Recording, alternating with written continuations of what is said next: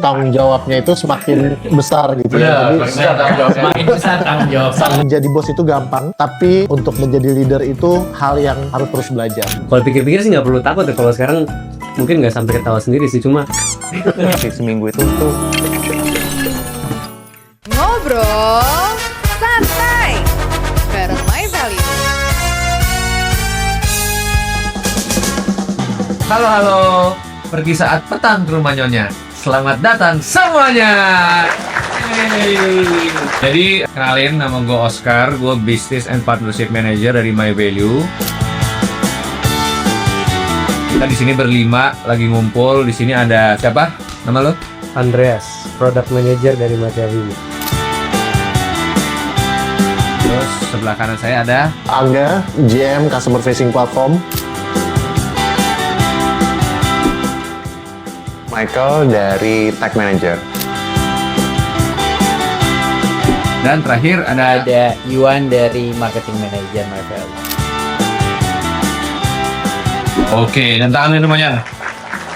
Jadi hari ini kita mau ngobrol-ngobrol santai, ngobrolin tentang ya sedikit-dikit tentang dunia kantor, tentang gimana jadi manajer, gimana kerjaannya, gimana keluh kesahnya, gimana enaknya, gimana nggak enaknya. Sebelum kita mulai, kita sambil main kali ya. Nanti kalau ada pertanyaan-pertanyaan kita bisa sambil tanya-tanya, sambil ngobrol-ngobrol. Teman-teman juga kalau misalkan nanti mau ada yang ditanya-tanya di komen nih, setelah ini di post, silahkan komen aja. Terus bakal kita jawab di reply di komen kalian. Oke? Oke. Ini gimana kita mainnya nih? Nah, sebelum kita main, nanti gue akan kasih pertanyaan. Oke. Mungkin teman-teman juga bisa tanya juga ke gue gitu ya. Jadi mungkin kita bisa bilangnya one on one Waduh. Oke. versi live ya di YouTube My Value gitu. Jadi ini juga dalam rangka merayakan anniversary My Value yang ke-7 juga nih Oscar gitu. Jadi ini spesial untuk teman-teman valuers gitu ya. Di sini kita semua adalah the man behind of My Value gitu. Jadi tadi udah diperkenalkan satu-satu, kita saling ngobrol-ngobrol aja santai sambil kita mainan. Ini apa sih namanya, Kak? Ini apa ya? Ini kayaknya apa Ulus sih? takut. Cara mainnya. Cara mainnya kan nanti kita fokus satu jari. Misalkan gini nih, kita harus jatuhin satu, keluarin satu, terus tumpuk ke atas. Oke, kita mulai dengan 7 tahun, 7 pelajaran. Nah, pertanyaan pertama.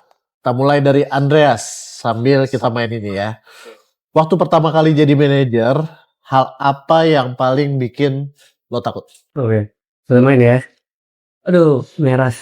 Apa ya, dulu takutnya awal-awal, pertama kali kan jadi manajer di sini, waktu itu takutnya tuh dapet tim yang skillnya lebih jago gitu. Jadi kayak sebagai pemimpin agak jiper nih, ntar diajarin malah sama tim nih gitu. Cuma itu dulu ya, sekarang sudah enggak sih mas. Itu dulu awal-awal pikirannya itu dulu. Oke, kalau lo? Kalau gua nggak ada sih ya takutnya ya. Kalau gua ya. Asik. Ketawa dong. Ya takutnya ini aja sih, paling keraguan apakah bisa membawa tim ini bisa mencapai target-target yang sudah diberikan sama atasan lagi, sama Mas Angga juga salah satunya. Itu ketakutan awal. Jadi bisa nggak ya ngembangin tim ini, ngembangin bagian sininya, sehingga tujuan dan objektif tim itu bisa tercapai kayak gitu. Jadi ya sekarang sih udah mulai pelan-pelan mulai belajar, mulai bisa overcome itu semua, juga banyak belajar dari kiri kanan dan lain-lainnya lah kayak gitu mas. Itu belum main? Oh iya, sorry. Oh iya. Belum. Oh, kuning. Biru. Oh, biru. Oke. Ayo, Michael. Sekarang jawab ya. Kalau saya apa ya? Waktu dulu tuh pertama kali jadi asisten manajer waktu itu. Itu Wow. tuh ragu gitu, kayak bisa nggak ya gue ngelit tim. Kayak timnya tuh gede, agak gede lah, nggak gede-gede banget, belasan orang. Itu ya gimana? Habis itu kan pengalaman gue pertama kali jadi asisten manajer, ngelit tim, terus timnya agak gede dan beragam orangnya. Manusianya tuh beragam, kemampuannya juga. Sambil ini. Oke, boleh. Terus? Kemampuannya juga beragam. Jadi mikirnya bisa nggak ya ngelit mereka, bisa nggak nge-grow mereka gitu sih. Itu yang bikin takut sih sebenarnya. Oke, kalau gue sama sih ya, mungkin sama Oscar, sama Mas Mike kali ya. Khawatirnya cuma nggak bisa ngedevelop tim aja sih, gitu. Mungkin kalau dari sisi KPI atau dari sisi strategi mungkin masih bisa. Tapi kalau untuk ngedevelopnya mungkin yang, ya mungkin khawatiran atau challenge sih itu. Terus biru. Mas Angga sendiri? Kalau Mas Angga sendiri gimana tuh ya? Kalau gue dibantuin deh. Nah, gue dulu biar makin seru ntar jatuh. Oh, gue the Justru. first time Iya. Bisa intercept. The first time ngelit tim itu tahun 2008 dan itu kebenaran challenge-nya besar karena lead yang gue pimpin itu adalah justru orang yang paling lama. Jadi gue orang baru tapi udah dikasih kepercayaan manage tim gitu ya. Hal paling pertama yang ditakutin sebenarnya lebih ke trusted untuk merekanya itu seperti apa karena kan mereka orang yang lebih lama di situ gitu. Tapi ternyata learning by doing, setelah kita baca karakternya kita bisa dekat, ternyata itu bisa lewat semua. Karena gue selalu percaya yang namanya leadership itu harus selalu belajar sih. Gitu. Ntar lu ngomong belum di ini nih. Belum. Oh tadi? Oh Tadi kan gue intercept. Seperti Oke. kondisi sekarang. ya udah sambil gue tanya deh pertanyaan kedua sama ngomainin ya. Dari ketakutan itu ada nggak ketakutan dulu yang sekarang kalau diinget malah bikin lo ketawa gitu. Dari ketakutan lo tadi yang lo ceritain. Iya. Ya. Yang tadi saya jawab ganggu Mas ini nggak? Ntar dulu, Tar dulu. Ya. Terus kalau jalan beresin Mas ya? Aduh. Lagi jadi penonton lu kayak lihat. Lanjut. Aduh, sekarang lu dulu. Oh ya. Ketawa apa ya? Ya kalau pikir-pikir sih nggak perlu takut ya. Kalau sekarang mungkin nggak sampai ketawa sendiri sih, cuma ya justru kan kalau tim ada skillnya lebih jago dari saya sendiri gitu, malah bukan peralat kayak digunakan gitu. Udah sekalian kerjain nih, kasih challenge, malah bisa kasih benefit ke tim gitu. Ya. Jadi ngelihat itu sebagai peluang bukan sebagai masalah gitu sih kalau sekarang. Kalau gua jadi mungkin ketawa sih enggak. Lu ngincer orang jatuh lu. Karena bagus aja. Kalau ketawa sih enggak, tapi lebih ke apa ya? Ternyata dengan kita sering berjalannya waktu, ketakutan-ketakutan yang tadinya itu ada dan udah kita jalanin dan kita overcome atas hal itu, lama-lama kita jadi terbiasa gitu sih Mas. Jadi ternyata apa yang kita takutin dulu itu sesuatu yang sebenarnya biasa banget terjadi ketika sudah kita lewatin dan sampai sekarang kita belajar ke depan sekarang. Malah pikirannya ketika sudah sekarang ada ketakutan lain lagi yang lebih besar di depannya. Nah, jadi gitu. Gue mikirnya lebih ke ya udahlah kalau sekarang ada ketakutan, toh akan sama kayak ketakutan yang dulu. Bisa gue lewatin dan kayak ini jadi sesuatu yang kecil aja. Gitu. Setuju. Mike. Kalau diketawain sih sama ya, ketawain sih enggak ya. Dan bahkan mungkin sampai sekarang pun masih takut. Ya. Tapi karena buat gue kalau nggak takut berarti gue udah take it for granted dong. Yes. Berarti gue udah mikir kayak anak-anak bisa lah gue develop. Jadi, jadi kayaknya tetap takut, tapi gimana pun kan ya harus jalan ya. Jadi gimana pun harus ya jalan aja. Oke.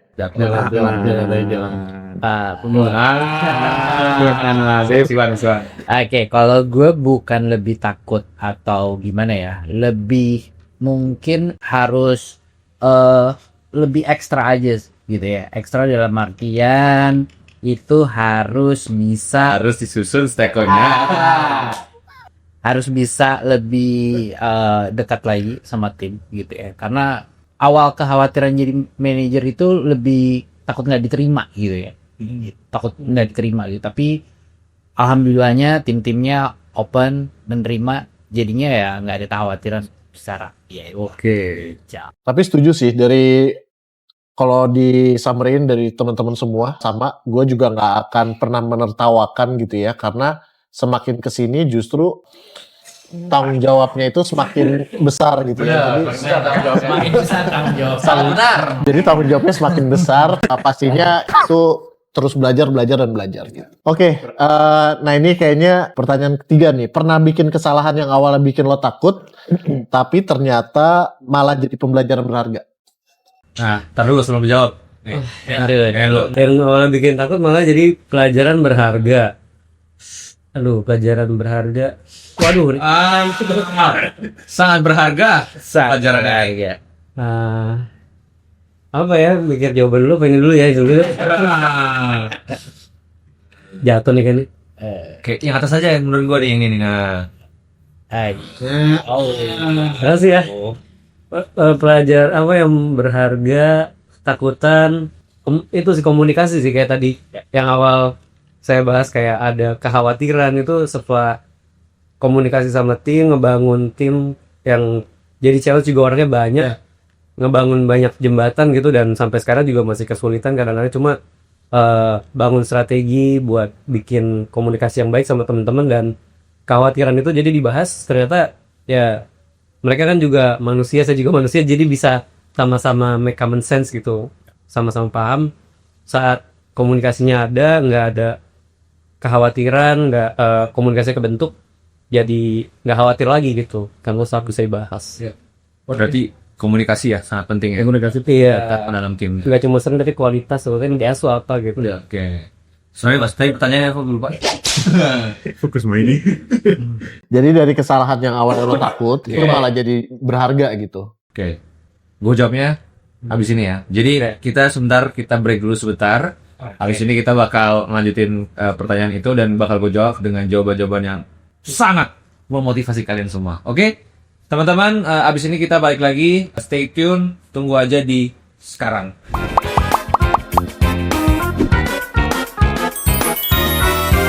Oke, ayo Kar, apa Kar? Jawaban lo Kar. Kalau kesalahan apa yang bikin gue takut sih sebenarnya banyak, Mas. Jadi kalau ketakutan itu pasti akan selalu ada dari setiap manusia gitu kan.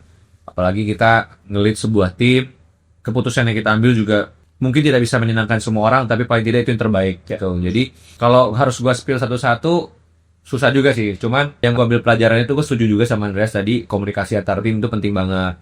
Terus selain komunikasi yang berkualitas, sebenarnya komunikasi yang memang receh pun harus dijalanin juga tuh. Jadi kayak as simple as kita bareng-bareng kerjain tempat mana, ngobrolin nggak cuma kerjaan, itu kadang-kadang bikin bonding lebih kuat lagi.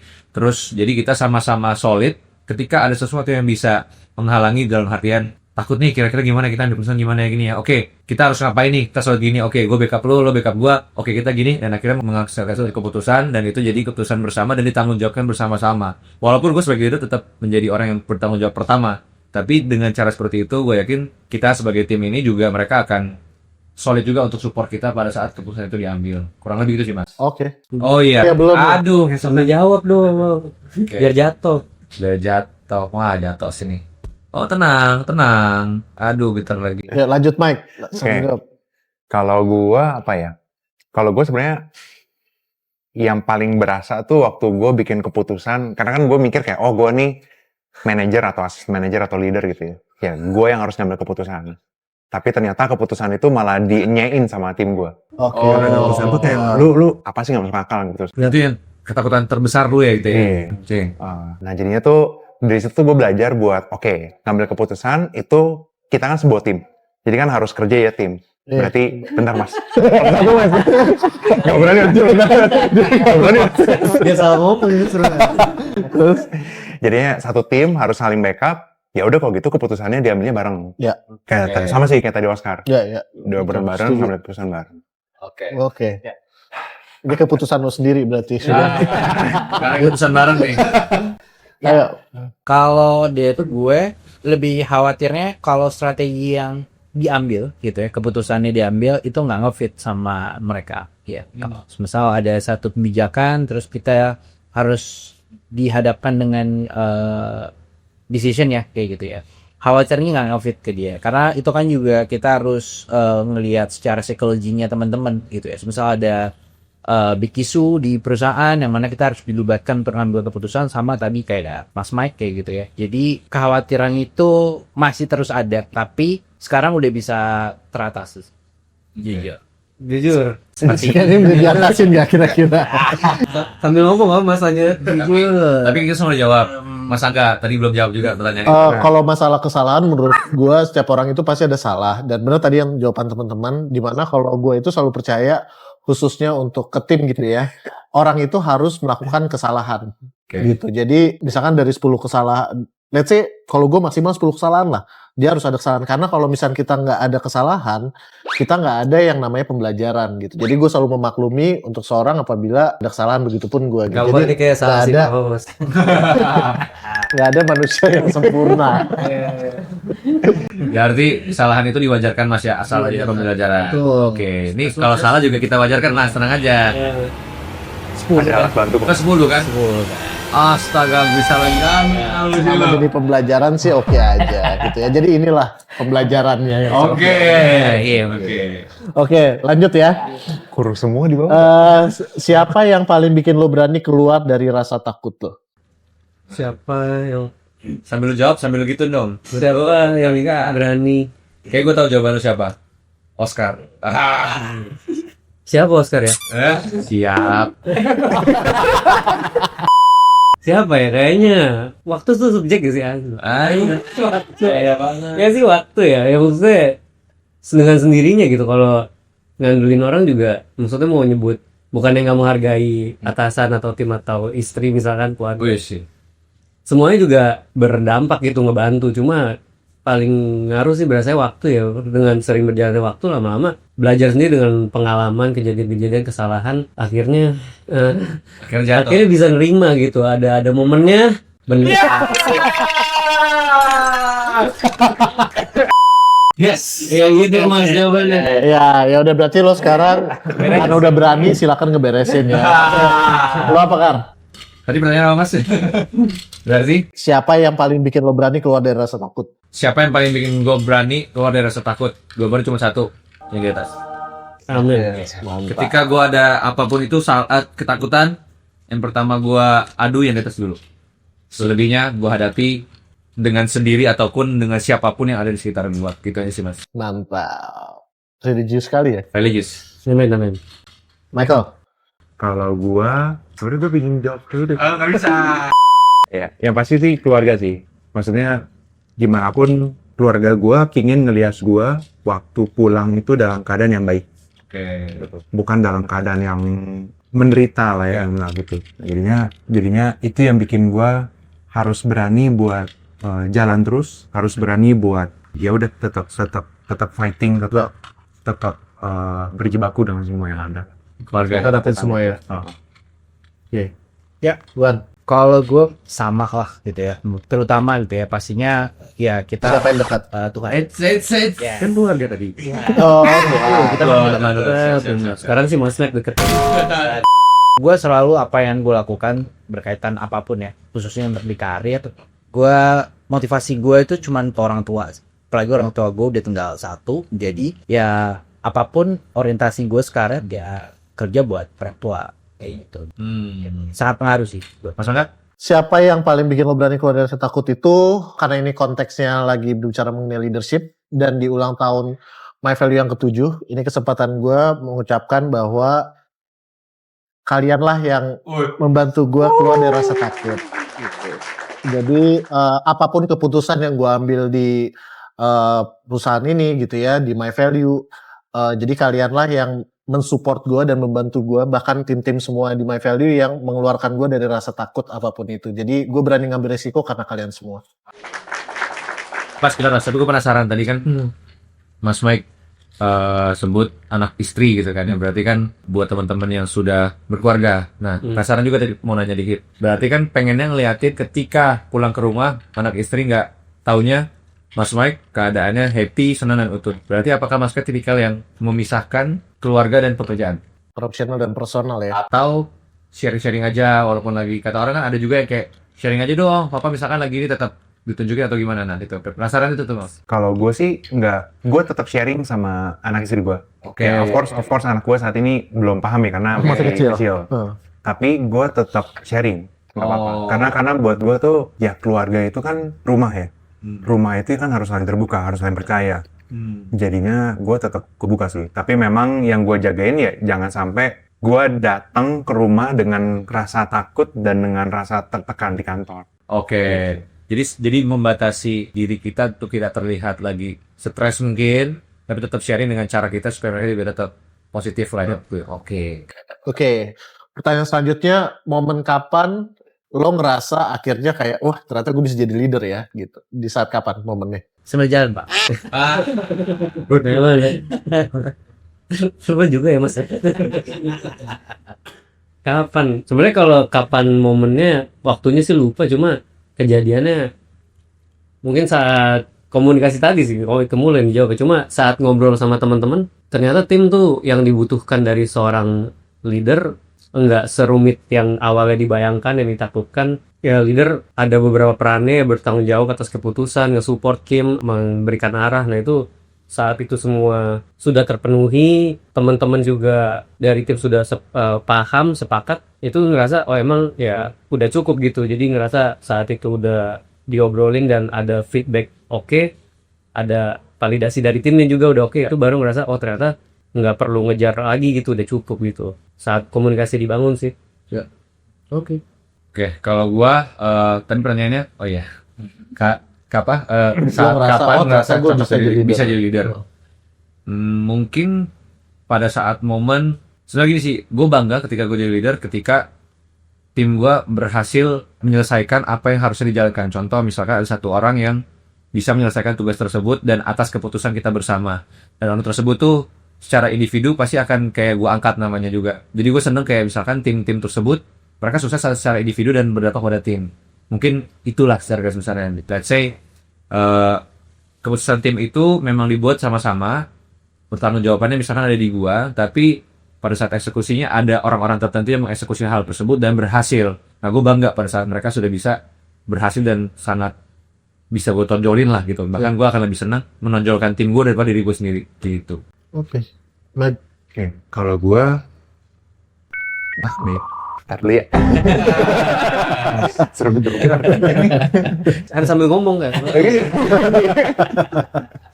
Sebenarnya sih kalau dibilang udah pede untuk jadi lead sampai hari ini pun masih meragukan diri lah, masih terus harus lebih aware kayak gue cocok nggak, langkah yang gue ambil bener nggak, ya karena gue nggak mau kalau terlalu meremehkan tuh jadi kayak takabur lah gitu. Nah cuman kalau dibilang kapan bangganya, karena gue percaya pada akhirnya manusia itu bekerja untuk dirinya sendiri. Walaupun kita bekerja di sebuah perusahaan, ya itu karya kita pada perusahaan itu cuma by product dari pertumbuhan kita. Makanya gue seneng banget waktu tim gue tuh bisa akhirnya meng-achieve apa yang dia secara personal mau. Gitu. Gitu sih. Pengembangan diri tim ya. Oke, Kamai. Oke, gue kayaknya sambilan dulu ya, biar. Wah. Ya ini dong, sekali dong nih. Tak. Jangan dong. Oke, kalau gue udah mulai pede kali ya, bisa dibilangnya pede as a leader. Ketika gue udah bisa ngasilin impact dari apa yang gue jalankan sama tim. Ya, kurang lebihnya sama sih kayak Oscar itu ya. Tadi Oscar suka bilang kalau tim gue terhighlight atau gue bisa nyebut tim gue dalam segala achievementnya gitu. Sama hal itu juga ada gitu. Tapi yang terpenting posisi gue seberapa bermanfaat sih di dalam organisasi itu. Itu sih yang paling gua tekankan ke diri gua gitu ya. Ketika memang di organisasi itu butuh gua, berarti secara porsi kerja atau secara porsi task force dan sebagainya cukup impact, dan itu seberapa bisa gua mengkalibrasikan di antar internal tim dan sebagainya. Itu sih tolak ukurnya gua. Oke. Berarti sebelum break nih, kita mau break lagi. Mungkin jawaban terakhir ini ya.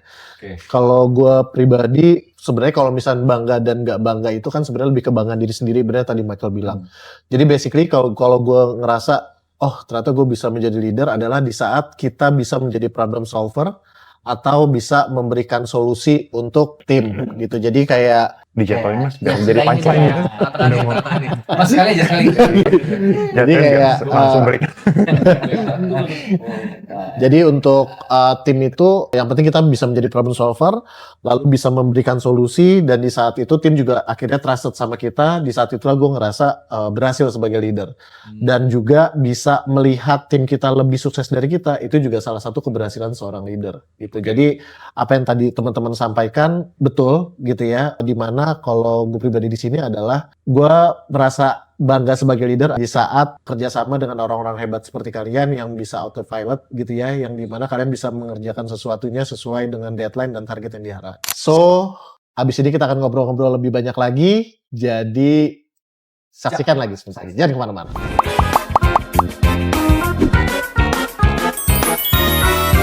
Oke, kita kembali lagi bermain permainan yang penuh tantangan.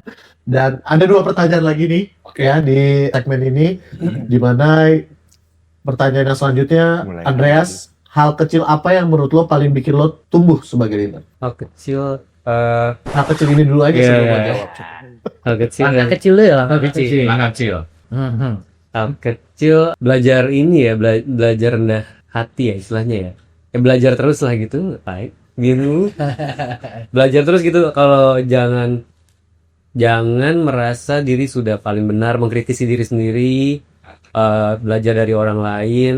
Kalau ada pelajaran-pelajaran experience dari orang lain tuh siapa tahu ada pelajaran bisa dipetik, jadi kita bisa belajar dari teman-teman juga gitu buat sehari-hari jadi leader yang lebih baik gitu. Aku keroyokan ya waktu itu.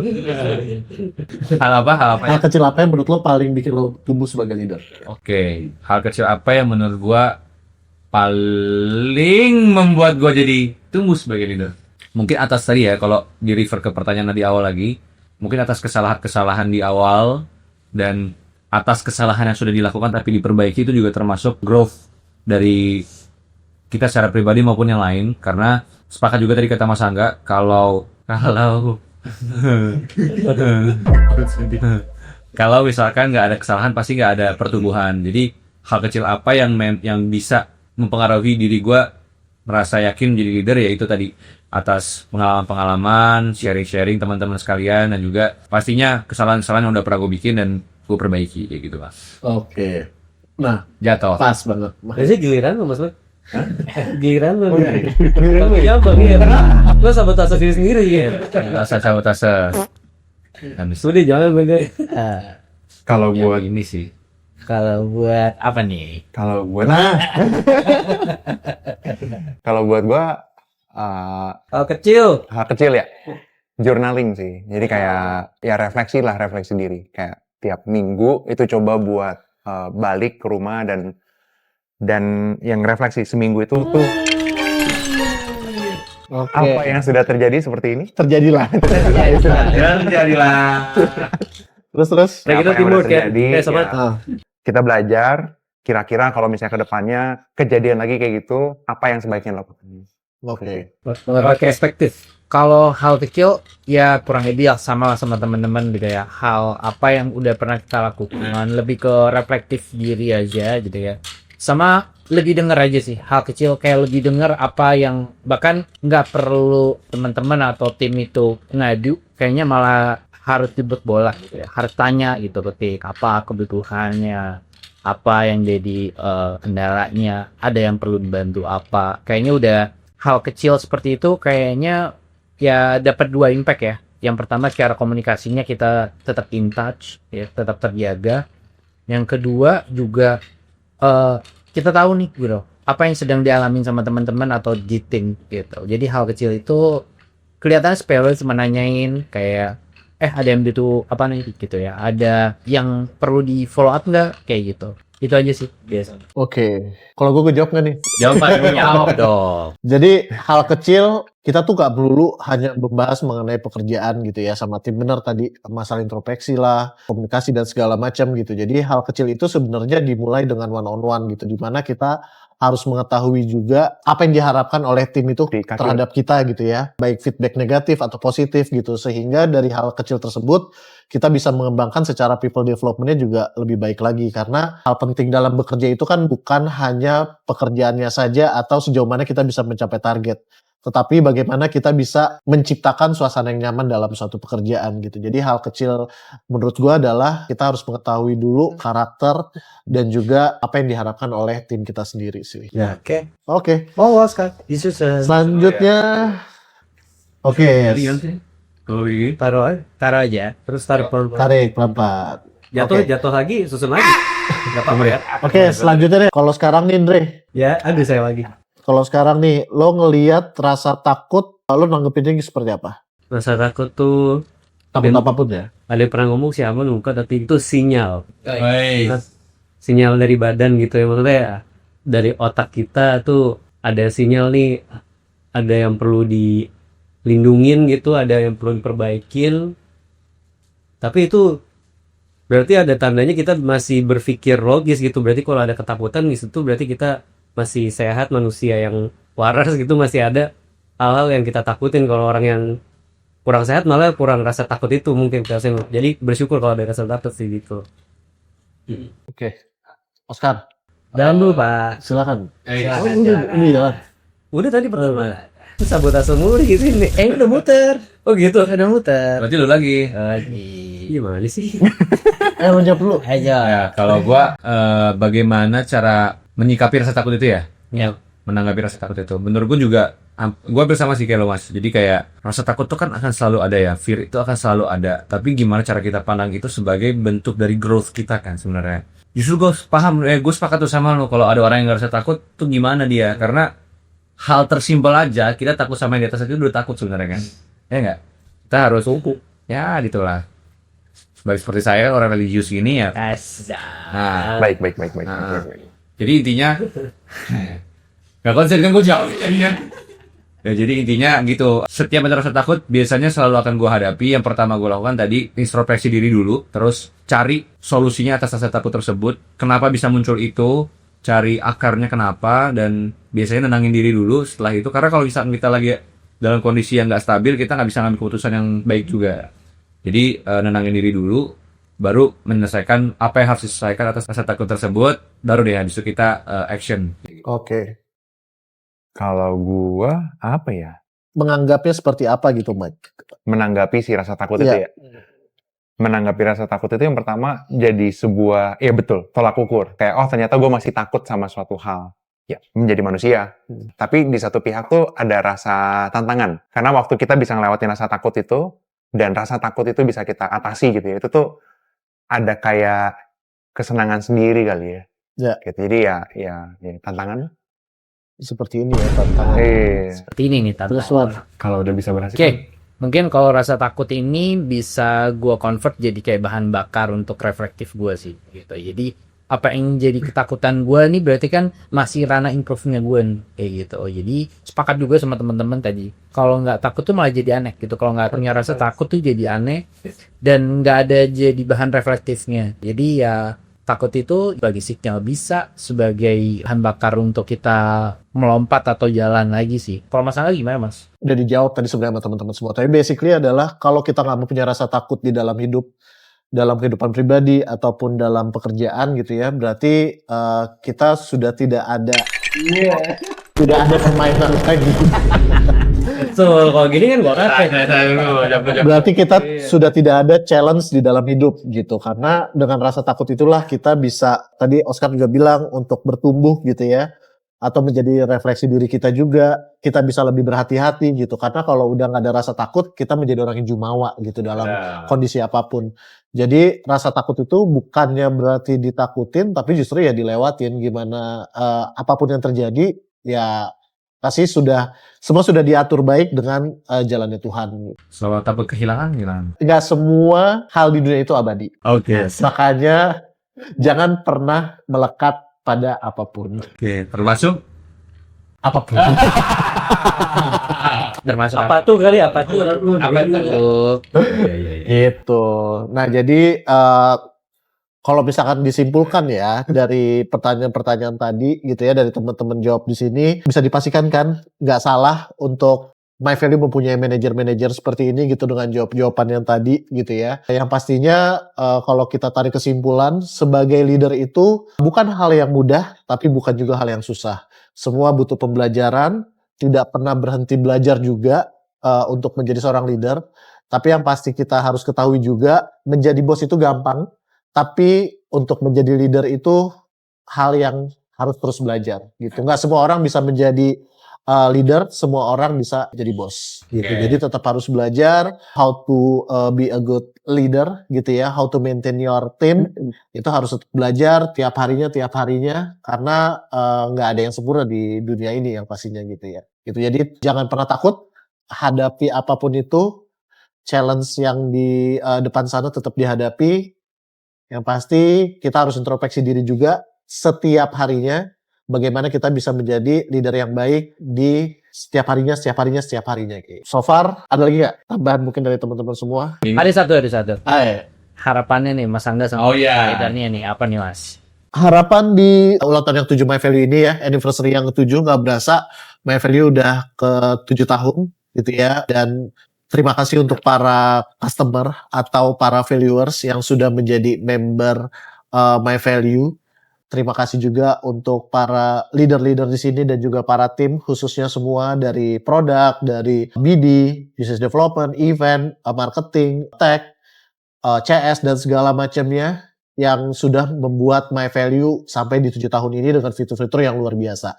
Harapannya ke depannya untuk semua leader di sini dan terutama untuk saya pribadi juga, kita tetap mengedepankan customer experience yang lebih baik lagi ke depannya dan harapannya My Value lebih dikenal banyak lagi di luar sana sebagai loyalty program Kompas Gramedia dan kita pasti akan menghadirkan fitur-fitur yang terbaru ya Andreas, Michael. Jadi untuk teman-teman ketahui di balik fitur-fitur yang keren di dalam aplikasi My Value itu ada Michael dan juga Andreas. Wih. Di balik konten-konten menarik dari My Value seperti di YouTube atau di Instagram itu ada Iwan. Dan di balik voucher-voucher yang menarik di dalam aplikasi My Value, voucher-voucher yang kalian dapatkan, voucher-voucher eksternal dengan diskon yang sangat luar biasa, itu ada Oscar. Jadi sebisa mungkin kita akan memberikan selalu yang terbaik untuk para valuers agar selalu menjadi loyal customer bagi My Value. Hi valuers, kami mengucapkan Happy Anniversary. My Value Yang Ke 7 tahun. pakai lebih. Jadi